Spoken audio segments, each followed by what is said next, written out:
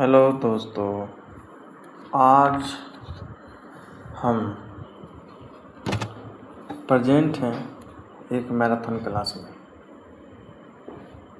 आज का क्लास काफ़ी महत्वपूर्ण होने वाला है, ठीक है। और मैं आप सबको बता देना चाहता हूँ कि मैं पुराने वाले फ़ोन में, ठीक है, पहले क्लास लेता था, पर मैंने अपने फ़ोन को अपग्रेड कर लिया। मैंने एक फ़ोन सेकेंड हैंड खरीदा है, तो उसी में मैं वीडियो बनाऊंगा। तो लूसेंट का जो बुक है उससे हम डे या सप्ताह बोल लीजिए, ठीक है, वीक 1 क्यूज करवाने वाले हैं, ठीक है। उसका आज प्रैक्टिस करेंगे रात भर। उसके बाद कल उसका टेस्ट होगा। क्या होगा? टेस्ट होगा, ठीक है। आप क्लास समझ गए क्या क्या होने वाला है। तो इसमें हिस्ट्री रहेगा, जियोग्राफी रहेगा इस वीडियो में, और हिस्ट्री जियोग्राफी रहेगा, और क्या से इकोनॉमिक्स रहेगा,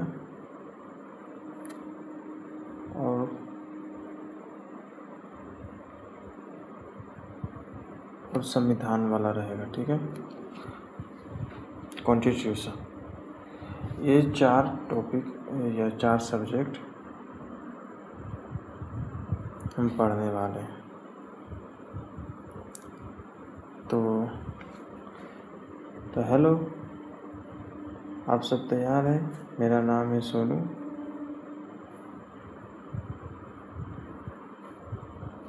तो स्वागत है एक नए यूट्यूब वीडियो।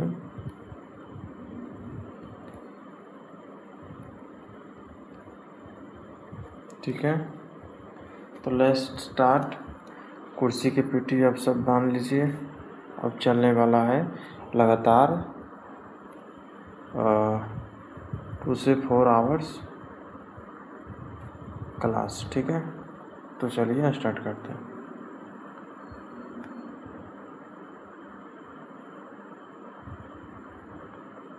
पहला हिस्ट्री से है, ठीक है। तो चलिए स्टार्ट करते हैं। मैं टॉपिक बता देना चाहता हूँ, बौद्ध धर्म, ठीक है। बौद्ध धर्म से तो क्वेश्चन आपसे पूछा जाएगा। पहले तो हम आपको ये पढ़ के सुनाते हैं। बिना अन्न जल ग्रहण किए 6 वर्ष की कठिन तपस्या के बाद 35 वर्ष की आयु में वैशाख की पूर्णिमा की रात निरंजना नदी को ही फाल्गुन नदी भी कहते हैं, ठीक है। फाल्गुन नदी के किनारे पीपल वृक्ष के नीचे सिद्धार्थ को ज्ञान की प्राप्ति हुई, ठीक है। तो आप सब जानते होंगे कि बौद्ध का बचपन का नाम सिद्धार्थ है। वही यहाँ से क्वेश्चन बनेगा। क्वेश्चन किस प्रकार बनेगा? पहले मैं इसके लिए एक रफ ले लेता हूँ,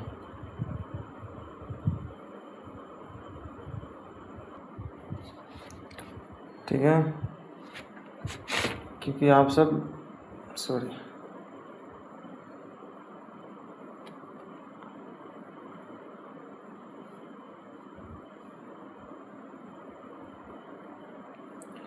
सब तैयार हो जाइए, क्योंकि इसके बाद हम रुकने वाले नहीं हैं, ठीक है। क्लास चलते रहेगा। आप सबको भी पढ़ना चाहिए। तो पूछेगा क्वेश्चन, बिना अन्न जल ग्रहण किए 6 वर्ष की कठिन तपस्या किसने की? तो आपको बोलना है बिना अन्न जल ग्रहण किए 6 वर्ष की कठिन तपस्या किसने की? तो गौतम बुद्ध ने की। किसने की? तो गौतम बुद्ध बोलना है, या फिर सिद्धार्थ बोलना है, या फिर बौद्ध बोलना है। ठीक है, पर यहाँ ज़्यादा सुटेबल सिद्धार्थ ही है। ठीक है, क्योंकि सिद्धार्थ को ही ज्ञान की प्राप्ति हुई ना यहाँ पर। ठीक है, तो क्वेश्चन बन गया आपसे कि बिना अन्न जल ग्रहण किए 6 वर्ष की कठिन तपस्या के बाद, ठीक है, 6 वर्ष की कठिन तपस्या के बाद 35 वर्ष की आयु में, 35 वर्ष की आयु में, कितने आयु में बोलेगा? 6 वर्ष की तपस्या तो किए, तो 35 वर्ष की आयु में, 35 वर्ष की आयु में, 35 वर्ष की आयु में सिद्धार्थ को ज्ञान की प्राप्ति हुई। ठीक है, तो ज्ञान की प्राप्ति कितने वर्ष की आयु में हुई? तो ज्ञान की प्राप्ति 35 वर्ष की आयु में हुई। सिद्धार्थ को ज्ञान की प्राप्ति 35 वर्ष की आयु में। इसका मतलब है तो उन्होंने तपस्या स्टार्ट कब की? तो उन्होंने तपस्या 29 वर्ष की अवस्था में किया। ठीक है, 29 वर्ष की अवस्था में उन्होंने तपस्या स्टार्ट किया और 35 वर्ष की अवस्था में उन्हें तपस्या समाप्त किया। अर्थात कितने समय लगे? 29 कितने हो गए? यहाँ पर हो गए 5, यहाँ पर 3, तो मतलब 35 वर्ष की अवस्था में। ठीक है, यहाँ से क्वेश्चन बन सकते हैं।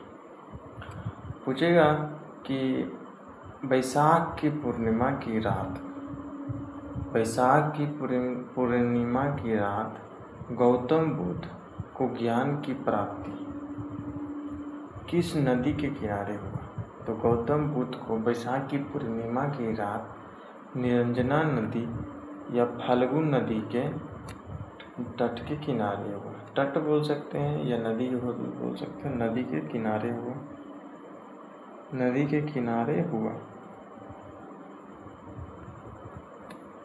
ठीक है, नदी के किनारे हुआ। पूछेगा कि गौतम बुद्ध को ज्ञान की प्राप्ति किस वृक्ष के नीचे हुआ? तो गौतम बुद्ध को ज्ञान की प्राप्ति किस वृक्ष के नीचे हुआ? तो आपको बोलना है पीपल वृक्ष के नीचे।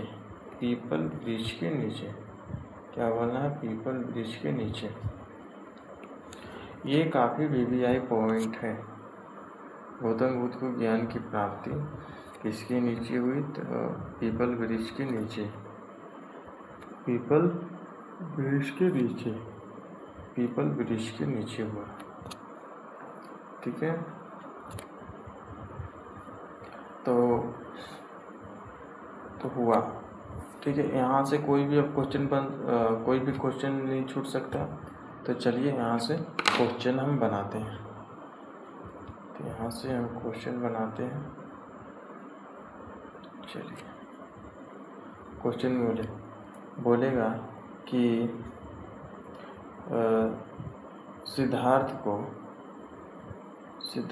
को ज्ञान की प्राप्ति कितने वर्ष की तपस्या के बाद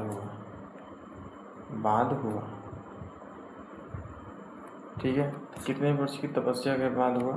तो आपको बोलना है 6 वर्ष की तपस्या। 6 वर्ष की तपस्या, 6 वर्ष की तपस्या के बाद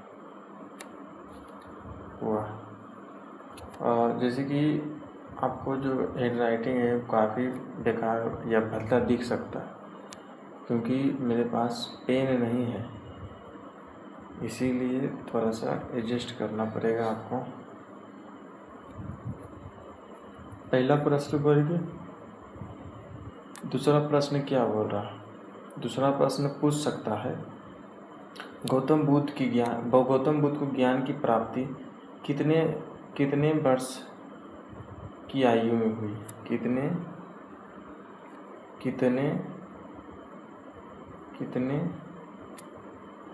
वर्ष की आयु में हुई? कितने वर्ष की आयु में हुई? तो आपको बोलना है 35 वर्ष की आयु में हुई। ठीक है, 35 वर्ष की आयु में हुई। तीसरा प्रश्न पूछेगा कि गौतम बुद्ध को ज्ञान की प्राप्ति किस नदी के किनारे हुई? किस नदी के किनारे हुआ?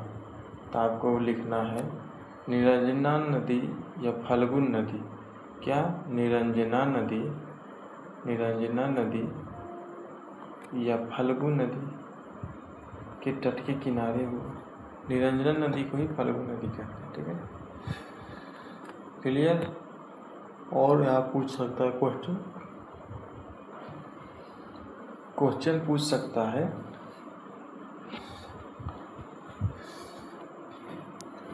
अब वैसे कोई खास क्वेश्चन नहीं, चलिए आगे बढ़ते हैं।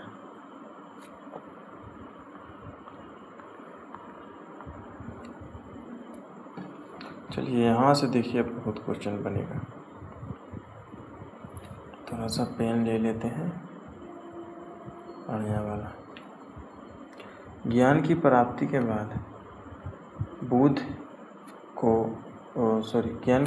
बाद सिद्धार्थ को बुद्ध के नाम से जाना जाने लगा और वह स्थान क्या कहलाया? बोध गया कहलाया। ठीक है, ज्ञान की प्राप्ति के बाद सिद्धार्थ को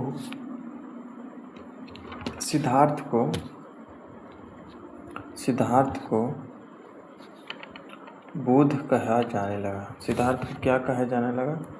बुद्ध कहा जाने लगा। सिद्धार्थ को बुद्ध कहा जाने लगा। ज्ञान की प्राप्ति के बाद सिद्धार्थ को बुद्ध कहा जाने लगा और वो स्थान क्या कहलाया? बोध गया कहलाया। वो स्थान क्या कहलाया? बोध गया कहलाया। वो स्थान क्या कहलाया? बोध गया कहलाया। बोध गया कहलाया। तो ज्ञान की प्राप्ति के बाद सिद्धार्थ को क्या कहा जाने लगा? तो बुद्ध कहा जाने लगा, वो बोध गया कहलाया। यहाँ के लिए चलिए दूसरा पॉइंट। बौद्ध ने अपना उपदेश सारनाथ ऋषिपत्तनम में दिया। पूछेगा बौद्ध ने अपना उपदेश कहाँ दिया? तो सारनाथ ऋषिपत्तनम में दिया। सारनाथ ऋषिपत्तनम में दिया। सारनाथ ऋषिपत्तनम में दिया। सारनाथ ऋषिपत्तनम में दिया, जिसे बौद्ध धर्म में धर्मचक्र परिवर्तन कहा जाने लगा। जिसे बौद्ध धर्म में क्या कहा जाने लगा? तो धर्मचक्र परिवर्तन कहा जाने लगा।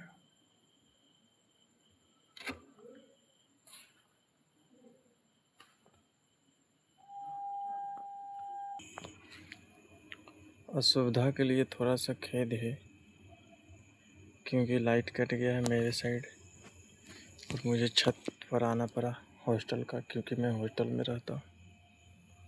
तो ज्ञान की प्राप्ति के बाद सिद्धार्थ को क्या कहा जाने लगा? तो बौद्ध के नाम से जाने लगा और वह स्थान क्या कहलाया? तो बोध गया कहलाया, जो अभी कहाँ है?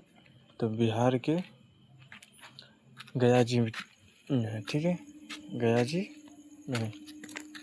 तो बौद्ध ने अपना प्रथम उपदेश कहाँ दिया? तो बौद्ध ने अपना प्रथम उपदेश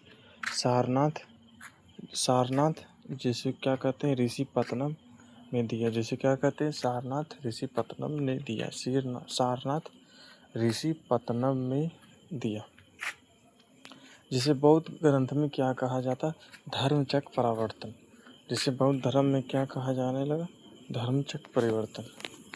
क्वेश्चन ऐसे पूछेगा कि बौद्ध धर्म में धर्मचक्र परिवर्तन क्यों कहा जाता है? तो गौतम बुद्ध ने प्रथम उपदेश कहाँ दिया? तो सारनाथ ऋषिपत्तनम में दिया, जिससे बौद्ध धर्म में धर्मचक्र परिवर्तन कहा जाने लगा। इसे क्या कहा जाने लगा? धर्मचक्र परिवर्तन कहा जाने लगा। चलिए यहाँ से क्वेश्चन बन जाएगा आपसे, हमको आशा है। चलिए आगे बढ़ते हैं। बौद्ध ने अपना उपदेश जन साधारण की भाषा चुनी। कौन सी भाषा? पाली। तो बौद्ध ने अपना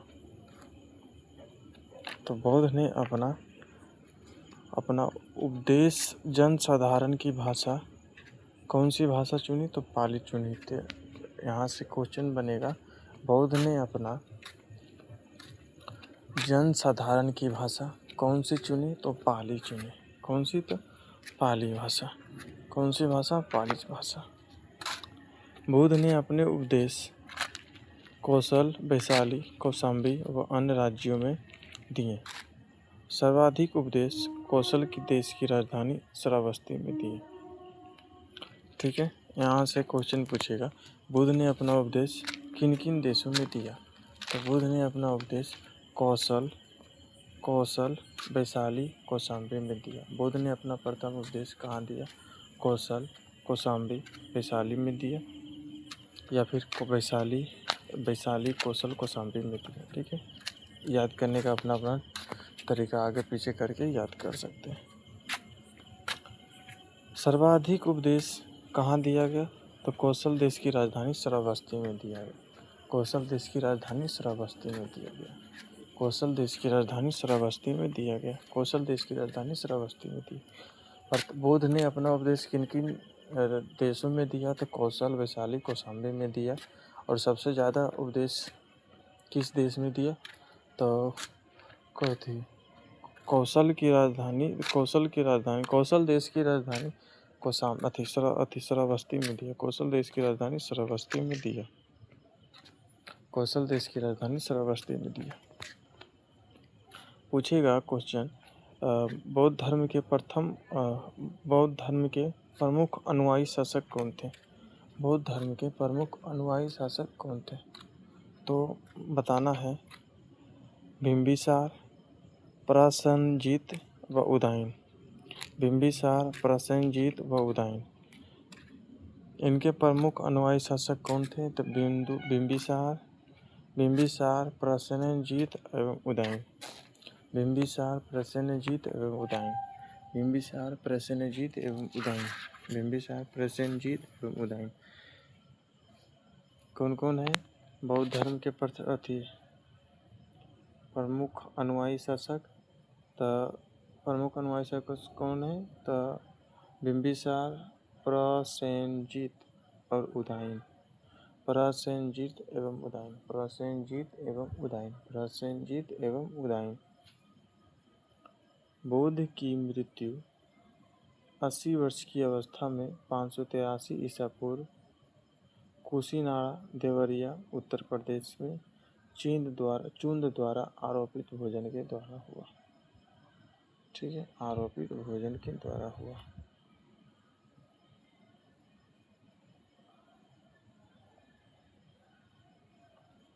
ठीक है, यहाँ से क्वेश्चन ऐसे बनेंगे। पहले तो ये आपको याद रखना चाहिए, काफ़ी इम्पोर्टेंट है, बहुत सारे कॉम्पिटिटिव एग्जाम में पूछे जाते हैं। बौद्ध धर्म के प्रमुख अनुयायी शासक के नाम बताइए। तो बिंबिसार, प्रसेनजीत एवं उदयन। कौन कौन है? तो बिंबिसार, प्रसेनजीत एवं उदयन, ये तीनों राजाएं बौद्ध धर्म के प्रमुख अनुयायी राजा थे। ठीक है, तो कौन कौन राजा थे?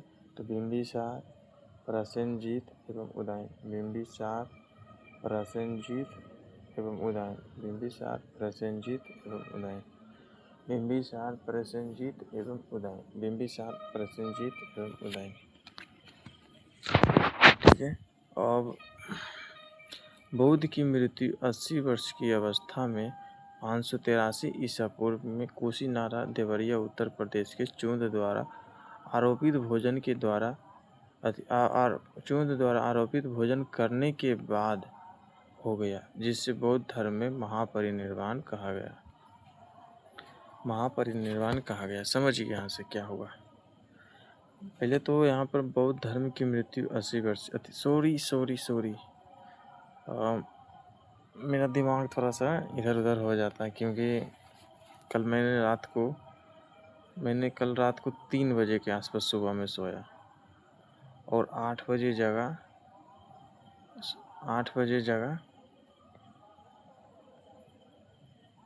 और फिर उसके बाद मैंने अपने कोचिंग गया, सारे काम किए और फिर मुझे अभी जगना है, पूरा मैराथन कंप्लीट कराना। अभी हिस्ट्री है, फिर पूरा आर्ट्स का पेपर करा के फिर साइंस का है, बहुत सारे हैं, अभी बहुत काम है। हमको लगता है फिर 3 बज जाएंगे।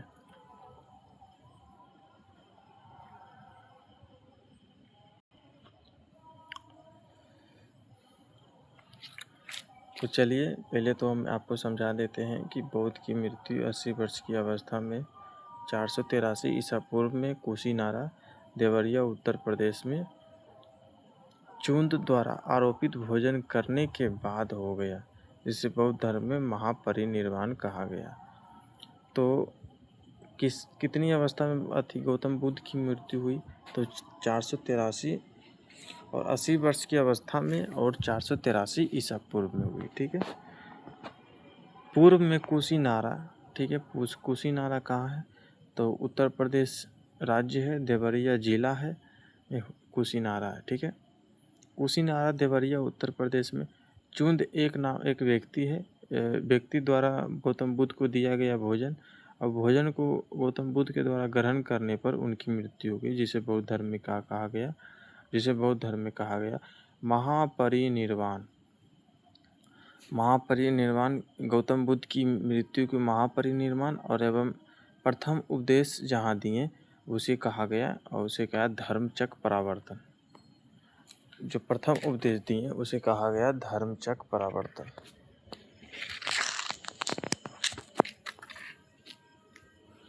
ठीक है,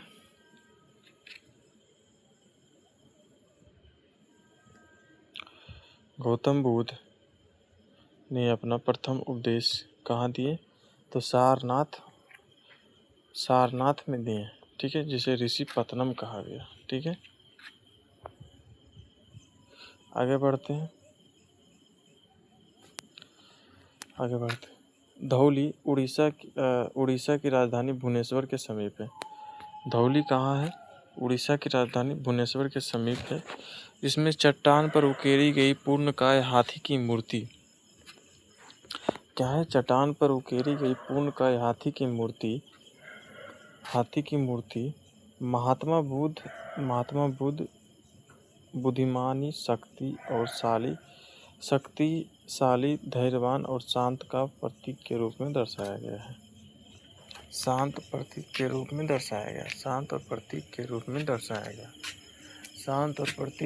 में दर्शाया गया है। ठीक है, धौली कहाँ है? धौली पूछेगा, धौली कहाँ है? उड़ीसा की राजधानी भुवनेश्वर के समीप है। यहाँ से ये भी पूछ सकता है उड़ीसा की राजधानी कहाँ है? तो उड़ीसा की राजधानी भुवनेश्वर है। उड़ीसा की राजधानी कहाँ है? भुवनेश्वर।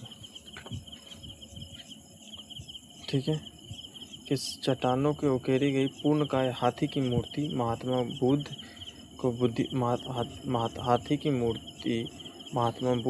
बुद्धिमान, शक्तिशाली, धैर्यवान, शांत का प्रतीक के रूप में दर्शाया गया है। चलिए आगे बढ़ते हैं। मल्लों ने सम्मानपूर्वक बुद्ध का अंत्येष्टि संस्कार किया। मल्लो क्या है? मल्लो वहाँ के एक राजा थे शायद। ठीक है, जय तो मुझे पता नहीं है, पर मान लो शासक या राजा थे वहाँ के। ठीक है, मल्लों के द्वारा अत्यंत सम्मानपूर्वक बुद्ध का अंत्येष्टि संस्कार कराया गया। बुद्ध का क्या कराया गया? अंत्येष्टि संस्कार किया गया। यहाँ से क्वेश्चन बनेंगे, बुद्ध का अंतिम संस्कार किसने कराया? तो मल्लों ने कराया। बुद्ध का अंत्येष्टि संस्कार किसने कराया? तो मल्लों ने कराया। बुद्ध का अंत्येष्टि संस्कार किसने कराया? तो मल्लों ने कराया। आपको थोड़ा सा साउंड प्रॉब्लम होगा क्योंकि मैं छत पर ही हूँ। यहाँ पर काफ़ी अच्छी हवाएं बह रही है, जैसे लंबी क्लास में ले सकता हूँ आराम से, रूम में तो एकदम पूरा गर्मी धूप मारता है। सावन का महीना चल रहा है, बारिश हो नहीं रही है, क्या ही बताएं। चलिए आगे बढ़ते हैं। मान लो यहाँ तक तो हो गया, आगे बढ़ते हैं। एक अनुश्रुति के अनुसार, क्या है, एक अनुश्रुति के अनुसार मृत्यु के बाद बौद्ध के शरीर के अवशेष, मृत्यु के बाद बौद्ध के शरीर के अवशेष को 8 भागों में बांटकर, कितने 8 भागों में बांटकर 8 स्तूपों का निर्माण कराया गया। 8 भागों में बांटकर 8 स्तूपों का निर्माण कराया गया है। क्या एक अनुश्रुति के अनुसार मृत्यु के बाद बौद्ध के शरीर के अवशेषों को 8 भागों में बांटकर उन 8 स्तूपों में निर्माण कराया गया है। क्या क्या है? उन 8 को निर्माण कराया गया है। ठीक है,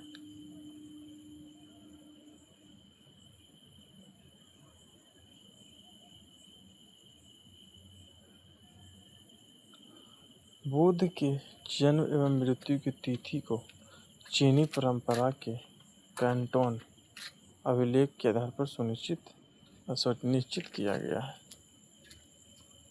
ठीक है, यहाँ से भी क्वेश्चन बन सकते हैं। बौद्ध के जन्म एवं मृत्यु की तिथि चीनी परंपरा के कैंटोन अभिलेख के आधार पर निश्चित किया गया है। कि किसकी परंपरा के आधार पर निश्चित किया गया है तो कैंटोन चीनी परंपरा के कैंटोन अभिलेख के आधार पर निश्चित किया गया है। चीनी परंपरा के कैंटोन अभिलेख के आधार पर निश्चित किया गया है। चीनी परंपरा के कैंटोन अभिलेख से सुनिश्चित किया गया है या निश्चित किया गया है। ठीक है, आगे बढ़ते हैं। बौद्ध धर्म के बारे में हमें विशद ज्ञान त्रिपिटक से मिलते हैं। विशद ज्ञान क्या है, किससे मिलते हैं? त्रिपिटक ऐसे समझ रहा है कि जिसमें 3 पिटक होगा उसे त्रिपिटक कहेंगे। ठीक है, तो पहला हो जाएगा विनय पिटक, दूसरा हो जाएगा सूत्र पिटक, तीसरा हो जाएगा अभिधम्म पिटक। ठीक है, बौद्ध धर्म के हमें ज्ञान किससे मिलते हैं? तो त्रिपिटक से मिलते हैं। त्रिपिटक से मिलते हैं। त्रिपिटक में कौन कौन?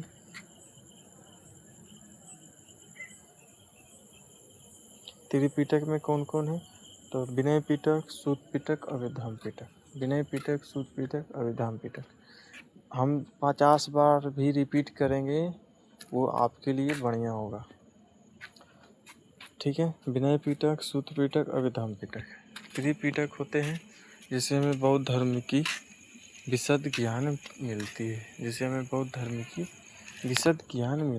बौद्ध धर्म की विशद ज्ञान मिलती है।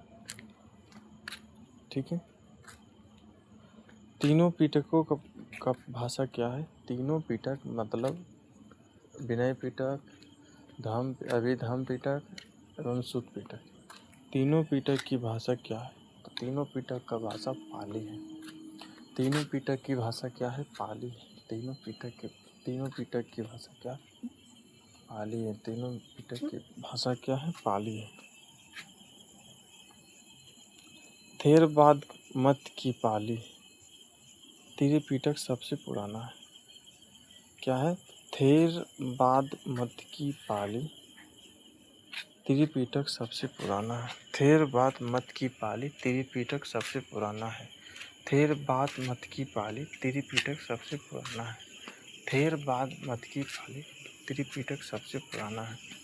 थेरवाद मत की पाली त्रिपिटक सबसे पुराना है। थेरवाद मत की पाली त्रिपिटक सबसे पुराना है। थेरवाद मत की पाली त्रिपिटक सबसे पुराना है। ठीक है, किसकी मत की पाली है कि त्रिपिटक सबसे पुराना है? तो थेरवाद की मत की पाली त्रिपिटक सबसे पुराना है। थेरवाद मत की पाली त्रिपिटक सबसे पुराना है। क्या है? थेरवाद मत की पाली।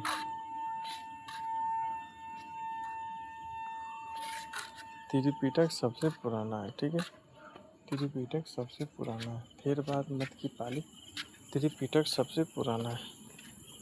चलिए अब आगे बढ़ते हैं।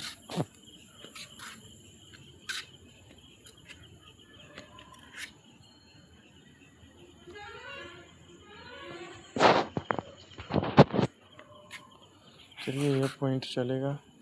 सूत पिटक में बौद्ध धर्म के धार्मिक सिद्धांत संवाद के रूप में संकलित किया गया है।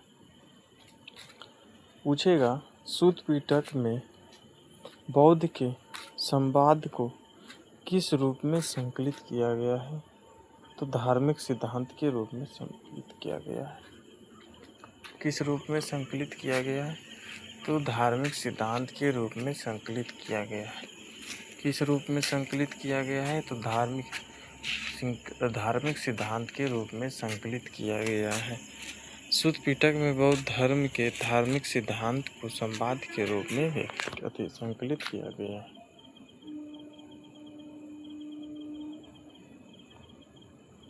ठीक है, आगे बढ़ते। यहाँ से देखो, यहाँ से सूत पिटक याद रखना है। अब विनय पिटक पढ़ते हैं। विनय पिटक में क्या संघ में भिक्षु भिक्षुणी के लिए बनाए गए नियमों का संग्रह किया गया है। इसमें संघ के अनुशासन तोड़ने पर किए जाने वाले प्रायश्चितों की सूची दी गई है। ठीक है, आप तो यहाँ से समझ ही सकते हैं। विनय पिटक आप ऐसे ही याद रख सकते हैं। विनय एक आदमी है जो भिक्षु एवं भिक्षुणी के नियम तोड़ने पर उन्हें प्रायश्चित करने की सूची देता है कि भाई ये लो। विनय भाई देगा भिक्षु एवं भिक्षुणी की कि ये लो, तुमने पाप किए हैं, ये पढ़ो और विनय पिटक पढ़ो और इससे तुम अपने पापों का प्रायश्चित करो। ठीक है, इस तरह से आप याद कर सकते हैं। विनय है तो विनय भिक्षु एवं भिक्षुणियों का क्या करेगा? प्रायश्चित के लिए बोलेगा। ठीक है, ऐसे याद कर सकते हैं। अभिधम्म पिटक सूत पिटक में वर्णित सिद्धांत को सुव्यवस्थित एवं अनुशीलन के लिए आवश्यक सूचियों के सारांश तथा प्रश्नोत्तरी का समावेश किया गया है। अभिधम्म पिटक में क्या होगा? प्रश्न उत्तर का समावेश होगा। ठीक है, प्रश्न उत्तरों का समावेश होगा। तो यहाँ पर त्रिपिटक सूत पिटक में क्या था? बुद्ध के धार्मिक सिद्धांतों एवं संवादों को संकलित किया गया। सूत्र पिटक में क्या होगा? बुद्ध के धार्मिक सिद्धांतों एवं संवादों का संकलित किया गया है। और अभिधम्म पिटक में क्या होगा? अभिधम्म पिटक में वर्णित सिद्धांतों को सुव्यवस्थित एवं अनुशीलन के लिए आवश्यक सूचियों की सारांश एवं प्रश्नोत्तरी को समावेश। वहाँ देखो सूत पिटक में क्या है? सूत पिटक में बौद्ध के धार्मिक सिद्धांतों एवं संवादों को संकलित किया गया है। और अभिधम्म पिटक में क्या गया है? वही क्या हो जाएगा? वही धार्मिक सिद्धांतों एवं संवादों को सुव्यवस्थित मतलब क्या हो जाएगा? सुव्यवस्थित मतलब हो जाएगा कि एकदम सरियाना बोल सकते हैं। जैसे कि एक के बाद दो आता है, दो के बाद तीन आता है, तीन के बाद चार आता है, इसी को मान लीजिए सुव्यवस्थित हुआ। सुव्यवस्थित के लिए आवश्यक सूचियों एवं सारांश को प्रश्नोत्तरी समावेशित किया गया है। ठीक है, यहाँ तक आप समझ गए होंगे। चलिए आगे बढ़ते हैं। नोट पॉइंट है। क्या है नोट पॉइंट है?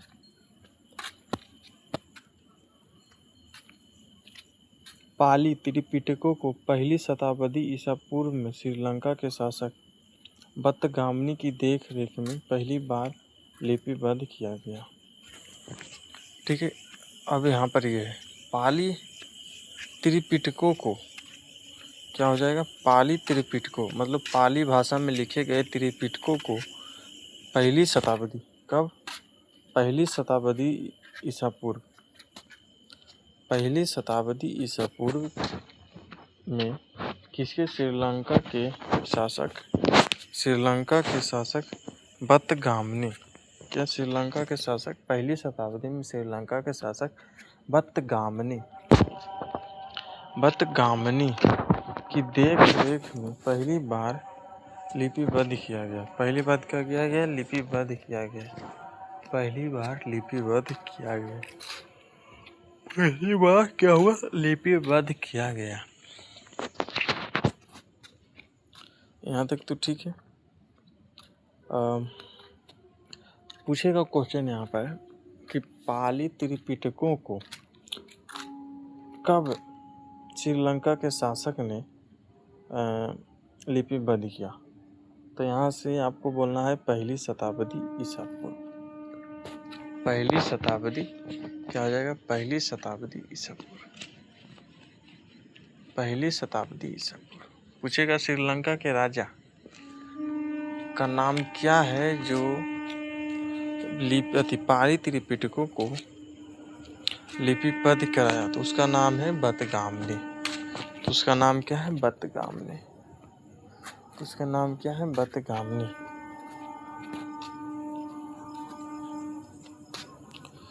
चलिए आगे बढ़ते हैं। यहाँ तो हो ही गया होगा। पाली त्रिपिटकों की एक बार और पढ़ के सुना देते हैं। पाली त्रिपिटकों की क्या हो जाएगा? पाली त्रिपिटकों की पहली शताब्दी में श्रीलंका के शासक बतगामनी की देख रेख में पहली बार लिपिबद्ध किया गया। क्या गया?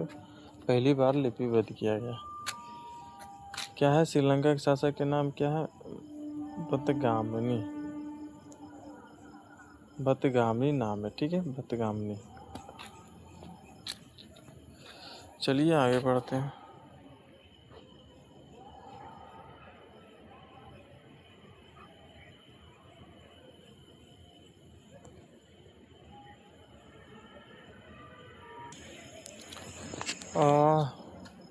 वो प्राचीन इतिहास था वो खत्म हो चुका है। क्या था? प्राचीन इतिहास था, खत्म हुआ।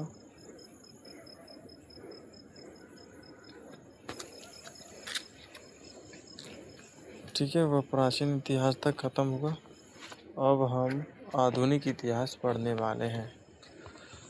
आधुनिक इतिहास में भी टॉपिक थे भारत के गवर्नर जनरल। ठीक है, टॉपिक क्या है? भारत के गवर्नर जनरल। तो चलिए स्टार्ट करते हैं लॉर्ड बेवेल से। लॉर्ड बेवेल का पहला हो जाएगा, याद करना है, शासनकाल।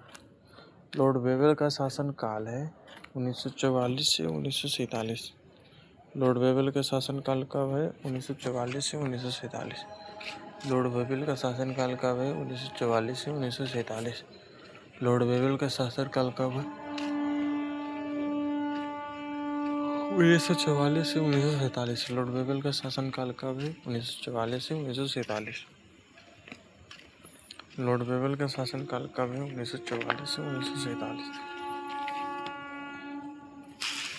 लॉर्ड बेवेल का शासनकाल कब है? 1944 से 1947। ठीक है, 1944 से 1947।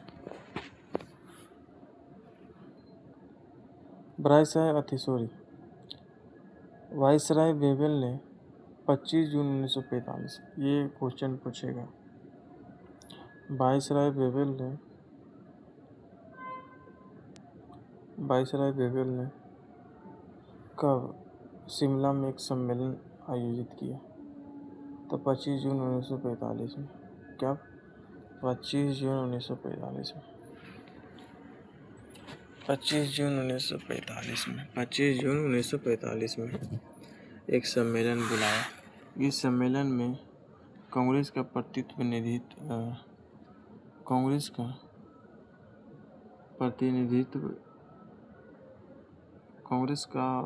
कांग्रेस मंत्रिमंडल का नेतृत्व अबुल कलाम आज़ाद, ठीक है, अबुल कलाम आज़ाद ने किया।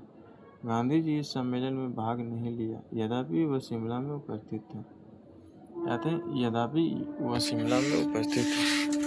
सम्मेलन के दौरान मुस्लिम लीग द्वारा यह शर्त रखी गई कि वायसराय की कार्यकारिणी परिषद में प्रयुक्त होने वाली सभी मुस्लिम सदस्यों का चयन स्वयं करेगी। मुस्लिम लीग की यह अड़ियल रूप 14 जुलाई तक बना रहा। अतः वायसराय वेवेल ने 1945 में क्या कहा गया 1945 में यह सम्मेलन की विफलता की घोषणा कर दी। चलिए रिवीजन करते हैं, एक बार रिवीजन हो जाए। लॉर्ड वेवेल का काल 1944 से 1947। कब? 1944 से 1947 ईस्वी। 1944 से 1947 ईस्वी। ठीक है। वायसराय वेवेल ने 25 जून 1945 को शिमला में एक समझौता बनाया। कब बनाया? तो 25 जून 1945 में। 25 जून 1945 में एक सम्मेलन बुलाया। इस सम्मेलन का प्रतिनिधित्व कांग्रेस का प्रतिनिधित्व कौन कर रहा था? तो अबुल कलाम आज़ाद कर रहे थे। यद्यपि गांधी जी इस सम्मेलन में भाग नहीं लिए, परंतु वह मौजूद थे, शिमला में मौजूद थे। सम्मेलन के दौरान मुस्लिम लीग ने यह शर्त रखी कि वायसराय की कार्यकारिणी परिषद में नियुक्त होने वाले सभी मुस्लिम सदस्यों का चयन वह स्वयं करेगी। मुस्लिम लीग की यह अड़ियल रूप कब तक चला? तो 14 जुलाई तक चला। अर्थात 14 जुलाई 1945 को वायसराय वेवेल ने इस सम्मेलन की विफलता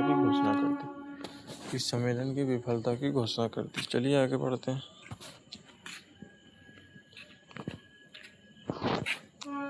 घोषणा कर दी। 1945 में बनी क्लिंटन एटली की अध्यक्षता वाली लेबर पार्टी की सरकार द्वारा प्रथम कार्रवाई के अंतर्गत भारत को आम चुनाव करवाना था। पर दिसंबर 1945 में चुनाव की परिणामों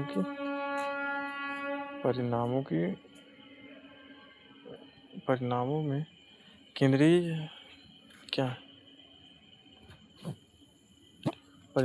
केंद्रीय विधान सभा का प्रांतीय विधानमंडलों में कांग्रेस को पर्याप्त बहुमत मिला। केंद्रीय विधानसभा में कांग्रेस का निर्वाचन क्षेत्रों में 91.3% मत मिले। कांग्रेस के निर्वाचन क्षेत्रों में कितने मत मिले? तो 91.1% मत मिले। 91.1% मत मिले। मुस्लिम लीग ने सभी मुस्लिम सीट जीते। तो मुस्लिम लीग के सभी मुस्लिम सीट कौन से हैं? तो बंगाल और सिंध है। ये दो मुस्लिम लीग ने सीट जीते, बंगाल और सीट। और प्रांतीय विधानमंडल में कांग्रेस ने बम्बई, मद्रास, संयुक्त बिहार, उड़ीसा और मध्य प्रांत में पूर्ण बहुमत मिला। ठीक है, मध्य प्रांत में पूर्ण बहुमत मिला। और मुस्लिम लीग को बंगाल, सिंध, पंजाब में कांग्रेस, अकाली दल और यूनिस्टेड पार्टी की साझा सरकार बनी। यूनिस्टेड पार्टी की साझा सरकार बनी। ठीक है, सरकार बनी। तो चलिए एक बार फिर से पढ़ते हैं। हाँ, यहाँ से। ठीक है, 1945 में सॉरी, काफ़ी रात हो गई है, उबासी आ रहा, पर क्या करें, दिन में सोचते हैं क्लास लें पर छुट्टी नहीं मिलता है। अभी लें, अभी नींद आता है, बहुत बड़ा प्रॉब्लम है। 1945 में बनी क्लिंटन एटली की अध्यक्षता वाली लेबर पार्टी की सरकार द्वारा। बोलेगा क्लिंटन एटली किस पार्टी से संबंधित? लेबर पार्टी से। ठीक है। प्रथम कार्रवाई के अंतर्गत भारत का आम चुनाव करवाना था। ठीक है, प्रथम कार्रवाई के बाद क्या करवाना था? तो भारत में आम चुनाव करवाना था। पर दिसंबर 1945 में और चुनावों की परिणामों क्या है, चुनावों के परिणामों में केंद्रीय विधान सभा तथा प्रांतीय विधान मंडलों में कांग्रेस को पर्याप्त बहुमत मिला। केंद्रीय विधानसभा में कांग्रेस के निर्वाचन क्षेत्रों में 91.3% क्या है 91.3% मत मिला। मुस्लिम लीग ने सभी मुस्लिम सीट जीते। मुस्लिम लीग क्या सभी मुस्लिम सीट जीते। प्रांतीय विधानमंडल में कांग्रेस को कौन कौन सी सीट मिली? बम्बई, मद्रास, संयुक्त प्रांत बिहार, मध्य प्रांत उड़ीसा में बहुत बहुमत मिला। मध्य प्रांत उड़ीसा में पूर्ण बहुमत मिला। और मुस्लिम लीग को बंगाल और सिंध में बहुमत मिला।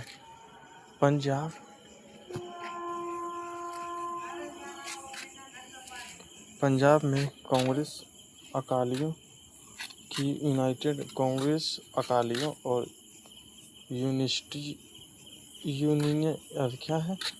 यूनियनिस्ट पार्टी की साझा सरकार बनी। यूनियनिस्ट की साझा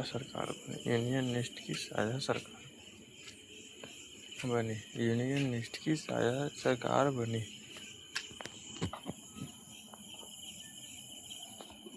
ठीक है, आगे बढ़ते हैं।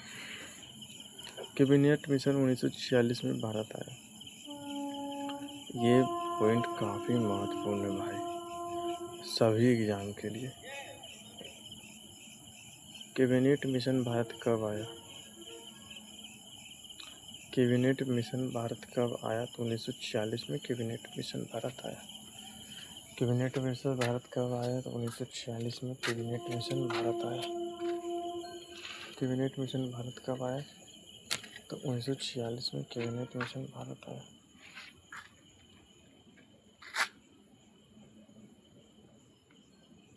ठीक है, 1946 में कैबिनेट मिशन भारत आया।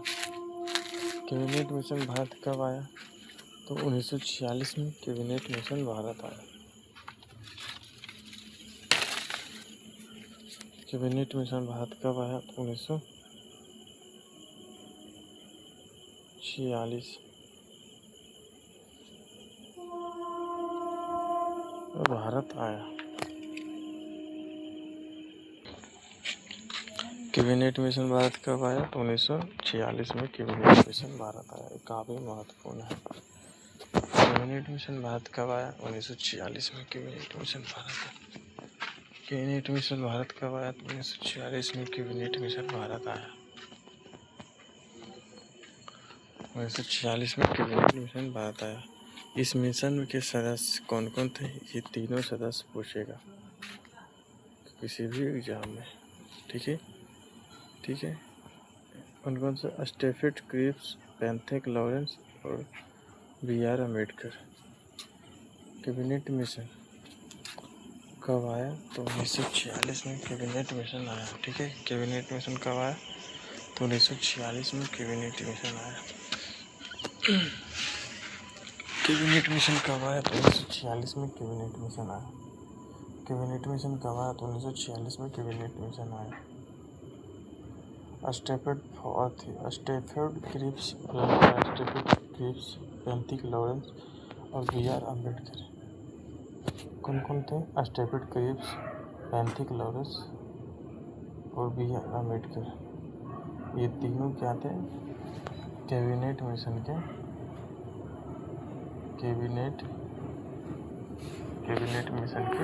अगुवाई कर रहे थे। ठीक है, कैबिनेट मिशन की अगुवाई कर रहे थे।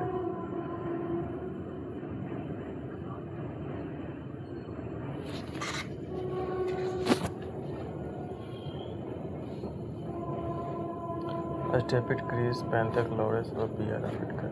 Stafford Cripps, Pethick Lawrence, B.R. Ambedkar. Stafford Cripps, Pethick Lawrence, B.R. Ambedkar. ठीक है। 20 फरवरी 1947 कौन सा डेट है? 20 फरवरी 1947 को प्रधानमंत्री लॉर्ड क्लिंटन एटली ने किससे संबंधित है? लॉर्ड क्लिंटन एटली तो लेबर पार्टी से संबंधित है।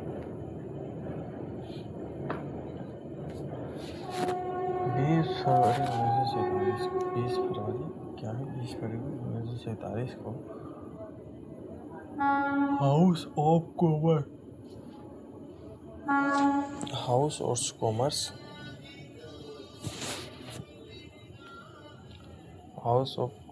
हाउस ऑफ कॉमन्स में यह घोषणा की कि जून 1948 तक संप्रभुता भारतीय हाथों में दे दी जाएगी। तो लॉर्ड क्लिंटन एटली ने कब ऐसी घोषणा की? तो 20 फरवरी 1947 को यह घोषणा की।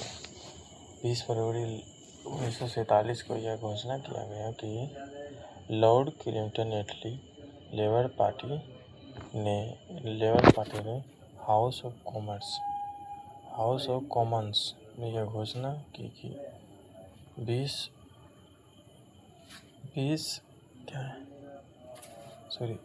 जून 1948 तक भारतीयों को संप्रभुता हाथों में दे दी जाएगी। ठीक है, भारतीयों की संप्रभुता उनके हाथों में दे दी जाएगी। यहाँ तक तो ठीक है। अब आगे बढ़ते हैं।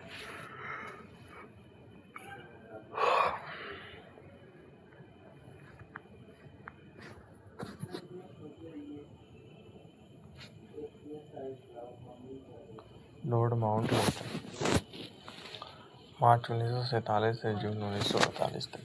लॉर्ड माउंटबेटन मार्च 1947 से जून 1948 तक।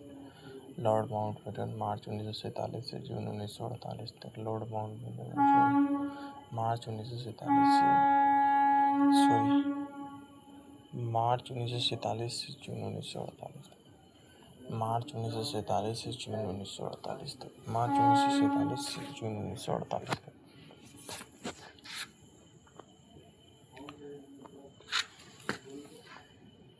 भारत का गवर्नर जनरल लॉर्ड माउंटबेटन ने बनाया।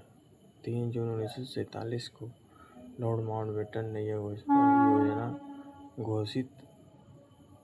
इसमें भारत के विभाजन भी शामिल था।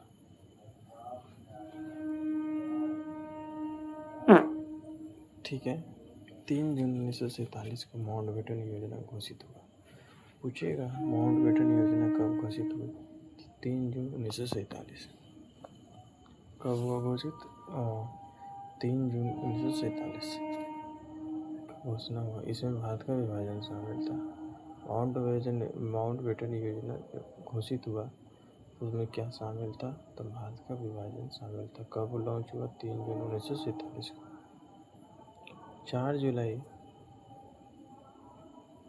4 जुलाई को ब्रिटिश संसद में इटली द्वारा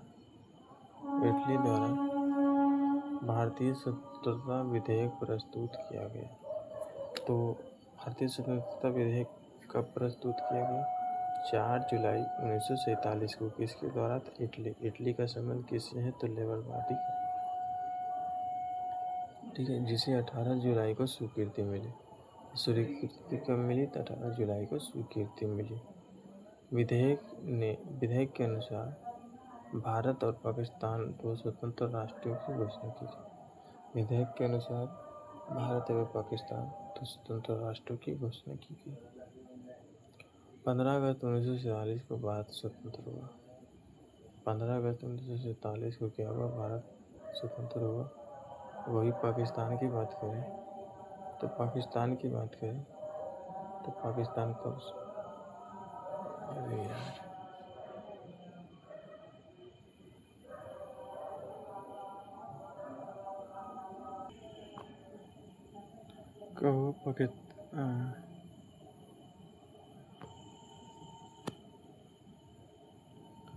पाकिस्तान स्वतंत्र कब हुआ? ठीक है, पाकिस्तान स्वतंत्र हुआ 14 अगस्त को। ठीक है, अब भारत हुआ 15 अगस्त को। ठीक है, यहाँ तक दिया। स्वतंत्र भारत का प्रथम गवर्नर जनरल कौन थे? तो लॉर्ड माउंटबेटन। स्वतंत्र भारत के प्रथम गवर्नर जनरल कौन थे? तो लॉर्ड माउंटबेटन। स्वतंत्र भारत का प्रथम गवर्नर जनरल कौन थे? तो लॉर्ड माउंटबेटन। स्वतंत्र भारत के प्रथम और अंतिम गवर्नर जनरल कौन थे? देखो यहाँ कन्फ्यूजन क्या होता है। अगर आपसे पूछेगा स्वतंत्र भारत के गवर्नर जनरल कौन थे, तो आपको लॉर्ड माउंटबेटन ही मानना है। और पूछेगा स्वतंत्र भारत के प्रथम भारतीय गवर्नर जनरल कौन थे, तो वो हो जाएगा सी राजगोपालाचारी। इसको सी राजगोपालाचारी भी बोलते हैं या फिर चक्रवर्ती राजगोपालाचारी, कुछ भी कह सकते हैं। अब यहाँ से क्या पढ़ना, अंग्रेजी शासन के विरुद्ध महत्वपूर्ण विद्रोह। अंग्रेजी शासन के महत्वपूर्ण विद्रोह। सन्यासी विद्रोह क्या हुआ? सन्यासी विद्रोह कहाँ से हुआ? तो बिहार एवं बंगाल, ठीक है। प्रभावित क्षेत्र सन्यासी विद्रोह का। संबंधित नेता नेतृत्व, केना सरकार, द्विरंज नारायण, ठीक है, द्विरंज नारायण।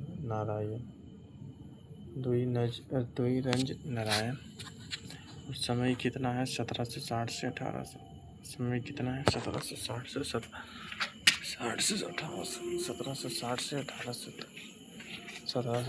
1800 तक। फकीर विद्रोह,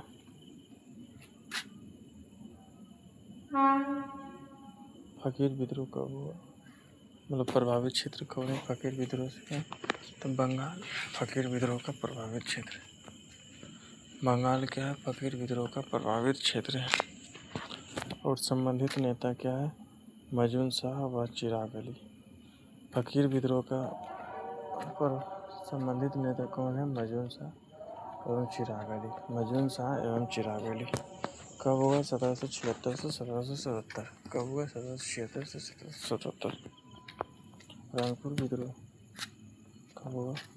दोनों प्रभावित क्षेत्र जो है रंगपुर एवं दीनराजपुर बंगाल। रंगपुर दीनराजपुर बंगाल।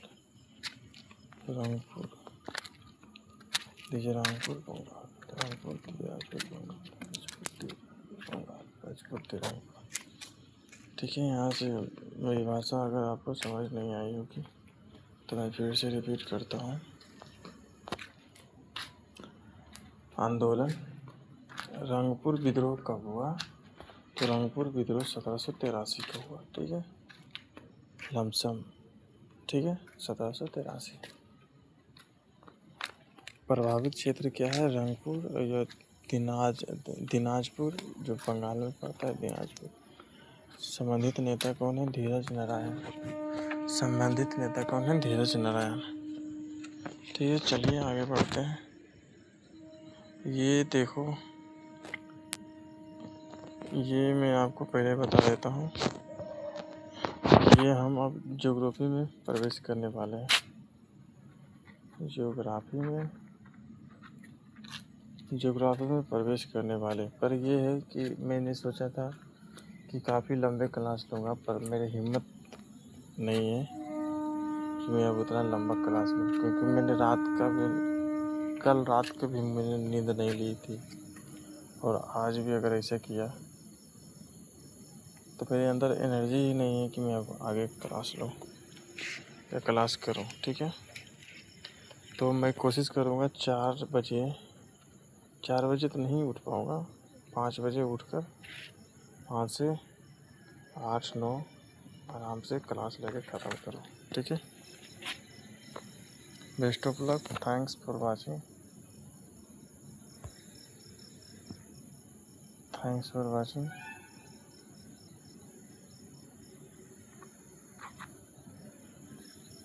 ठीक है, गुड नाइट सभी को, क्योंकि अभी देखिए कितना समय हो रहा, 11:55 होने वाला। तो मैं अभी सवेरे मतलब जल्दी सोऊंगा, फिर जल्दी उठूंगा। धन्यवाद।